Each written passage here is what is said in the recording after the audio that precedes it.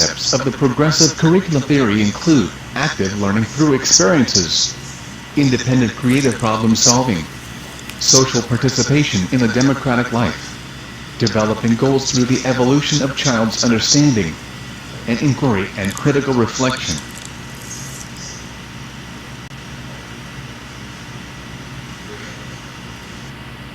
In progressive schools, our students play a vital role in helping to design the curriculum, formulate questions, as well as seek out and they create their answers as they think through possibilities and evaluate how successful they, as well as their teachers, have been. Their active participation in every stage of the process is consistent with the overwhelming consensus of experts that learning is a matter of constructing ideas rather than passively absorbing information or practicing skills. Problem solving. Progressive education aspires to meet every student as an individual and engage both intellectual as well as social intelligence. Creative and manual arts gained importance in the curriculum and children were encouraged towards experiential learning and independent, critical thinking.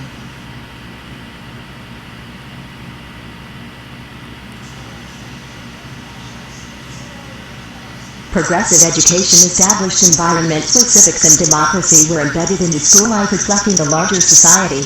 Progressive educators pointed out the importance of diversity, multiculturalism, multiple intelligence, cooperative and collaborative learning and what has become known as a child-centered approach to teaching.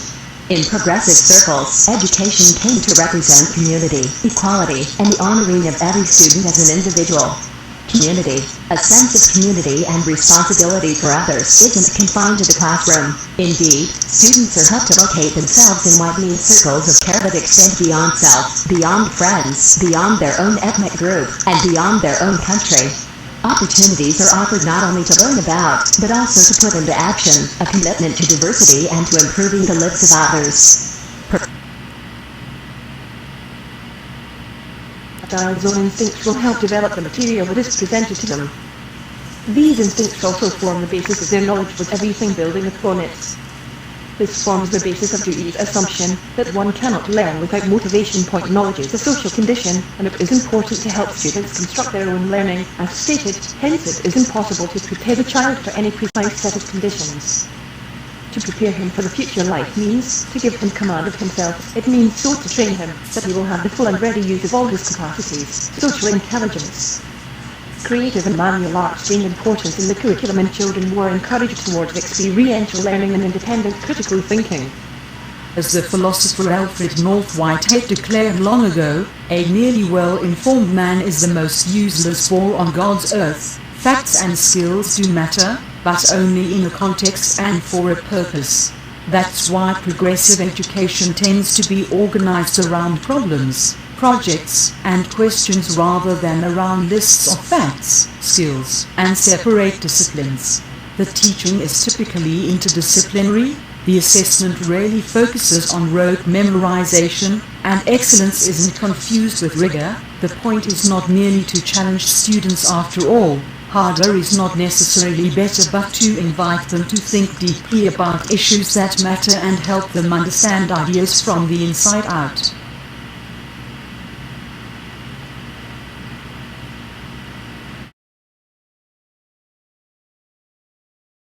Here of the progressive theory and progressive education. We have here myself, Latori Fulton, and we will have Sherry and Ms. Candide.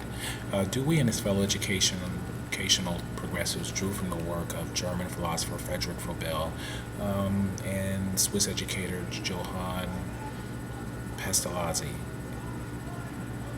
And basically what they were talking about was educating the whole child, and wherein learning moved beyond just subject matter but also really focused on ultimately the child and rested upon the needs and interests of the child, tending to both the pupil's head, the heart, as well as they believe for the real business of schooling. And they searched for an empirical and rational science of education that would incorporate these foundational principles. Now, as you see, we have here Ms. Sherry, and she'll be directing us towards Mr. Dewey, who in general, he was very important to the progressive movement. He was focused on the relationship between thinking and doing. He believed in his education philosophy could equip the child between problem-solving skills and which would require them to overcome obstacles between a given and direct desired set of circumstances. According to Dewey, education was not simply a means of the future, but insisted represented a full life unto itself. He was dissatisfied with schooling, the traditional forms of schooling, because it was very rote, and he really wanted his child to experience something different. So him and his wife established a school laboratory at the University of Chicago. That's another thing that you're going to hear is Chicago, the University of Chicago, in which they could elevate new approaches to teaching. This was assisted by Miss Ella Flagg, which you'll learn a little bit later.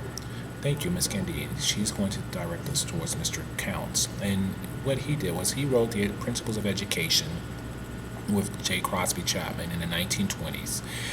Counts shared in the child-centered theme again, movement and progressive education. He wanted teachers to lead society instead of following society. The teachers were leaders and should be policymakers who could decide between conflicting purposes and values.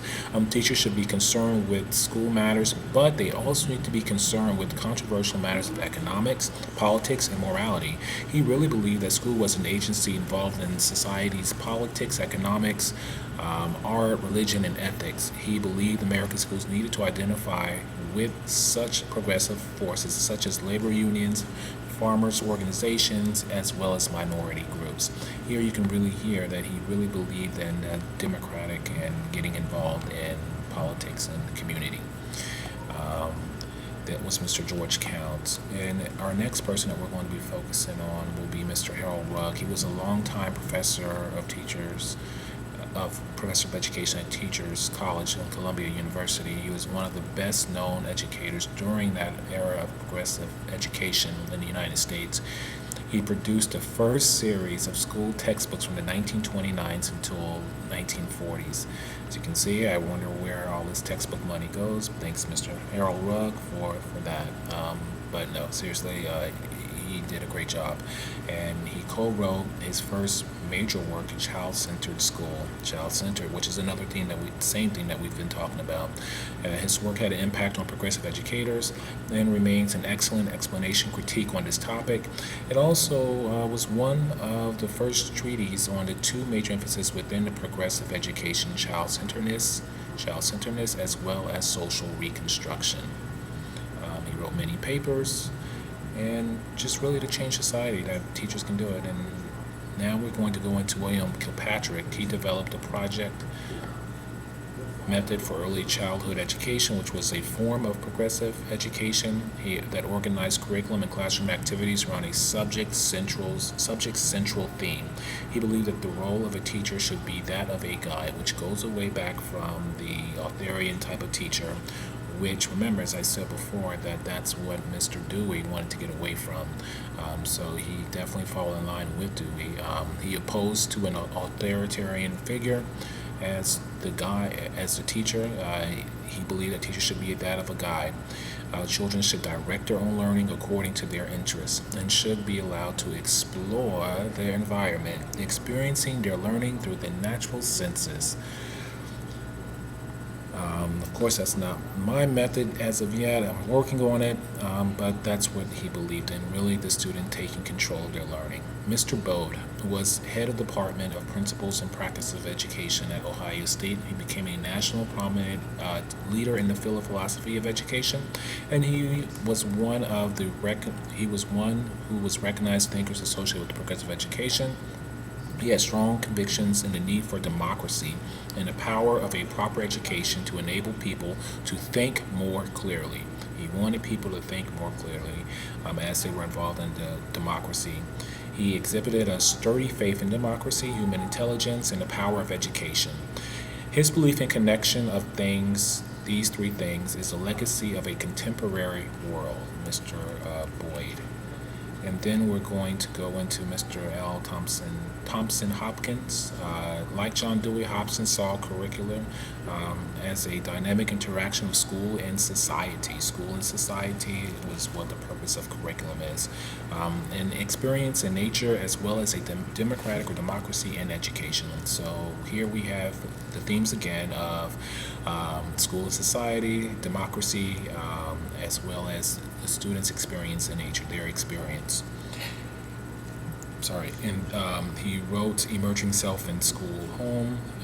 He believed that education is not a functioning of schooling alone, but also of an environment such as their home, their community, and depict the integration of school. He argues for the home as a major site for education to take place, leading to speculation about the need to study other societal venues in which educational takes place, which could include homes, families, non-school organizations, mass media, peer groups, vocations, avocations, as well as other things. So he believed in a very holistic, broad-based education. He believed in growing as moving through these three phases of expansion, differentiation, and finally integration. Just to go back on to him, he labeled these phases as a normal learning process. Let's go back to him, pull him back there you go. And he really viewed the integration of curriculum, subject matter, and informal personal knowledge are to be acquired through the inquiry that is expressed directly to build the self into a more diverse and integrated human being. Sorry about that. I'm going to continue on with Mr. Francis Parker. He's really known as the father of progressiveness. Parker came to Chicago in 1883. Key theme again, Chicago, as a principal of a normal school, Cook County normal school. Before becoming to Chicago, Parker had developed an approach to education that rejected rote learning. Back to that again, and it listed the natural curiosity of children in schooling process. Basically, Parker, which Dewey thought as the father of progressive education. And finally, yes, this is someone who is totally different than everybody else. She is a woman. She is not a delicate woman who her mother wanted her to be. Ella Flagg, was a prominent figure in the turn of the century. She was regarded as a prototype among educators for that area. Her life and career bespeak the extent to which she worked through the Chicago school system against factionalism and divisiveness towards a united democratic society.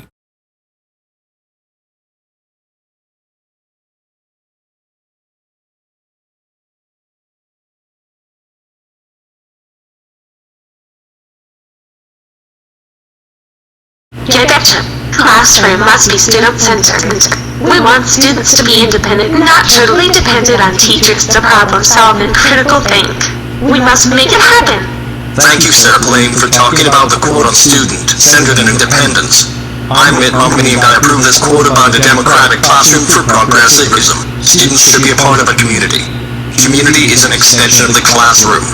Places centered on class, disability, ethnicity, gender, race, and sexual orientation. Sarah and Mitt, your viewpoint is refreshing. It is important we look at things from a child's perspective. Metacognition, critical reflection about content, engage in inquiry. I am President Barack Obama. Dewey would not like subject matter learned without students problem solving, nor should we pressure them or create a stressful environment. No matter what, we are a democracy, and progressive education is a metaphor for this country. Republicans and Democrats come together to embrace a change that is student-centered.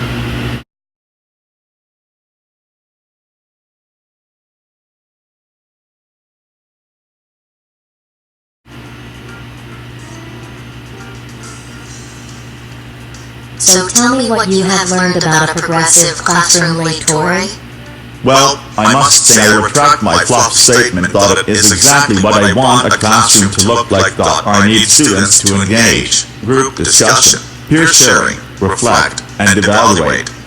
Well, I am slowly getting you to open up your systematic head. I thought about having students engage in a writing prompt. They can name one environmental issue they know and explain everything they know about it. Wow, you're allowing students to guide their learning. Also, in a group discussion, they can use a QR code to choose one environmental factor that they think is the biggest issue. Within their group, they research how to cure it. Within the group discussion, they can discuss who and what are the biggest contributors to the issue and decide on what would happen if it continues. They can develop a solution.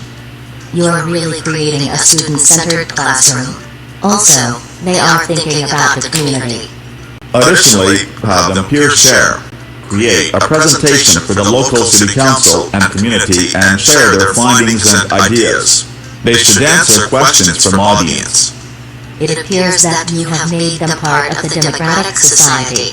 Without it being an add-on, they are concerned society issues, making them members of the broader community. Candid and Sherry both emphasize that they reflect and evaluate. They can keep a reflective journal and entries daily. They should make connections between what they thought and what they learned. Sherry was excited to have students reflect. They can create new questions, write about group dynamics, and write views on lesson and their lives. Sounds like you all have the progressive spirit. Candid emphasized the need to have them evaluate on an ongoing basis. Some say Marzana would be proud that they should add aspects of their project to their electronic portfolio and they should include a narrative of what they learned. Latori, I think we have made you a progressive. Well, if they engage, group discuss, peer share, reflect, and evaluate, then I want you to sign me up.